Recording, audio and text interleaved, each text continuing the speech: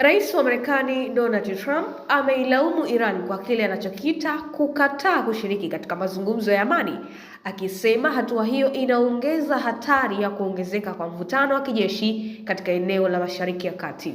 Akizungumza katika mkutano wa kisiasa, Trump alisema Iran imekuwa ikikwepa diplomasia kwa makusudi na kwamba kushindwa kwake kukubali mazungumzo kunadhoofisha juhudi za kimataifa za kupunguza mzozo unaoendelea kati yake na Israel pamoja na washirika wake. Trump alionya kuwa bila mazungumzo ya moja kwa moja, hali inaweza kuendelea kuwa mbaya zaidi, akidai kuwa Iran inachukua mkondo wa makubaliano badala ya suluhu la kidiplomasia.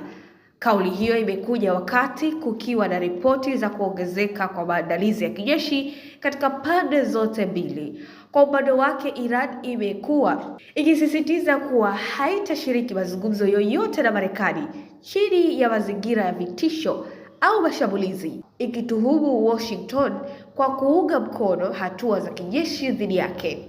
Kauli za Trump zinaongeza shinikizo la kisiasa katika mjadala mpana kuhusu namna ya kushughulikia Iran, huku baadhi ya wachambuzi wakiona kuwa matamshi hayo yanaweza kuathiri juhudi zozote za kurejesha mazungumzo ya amani.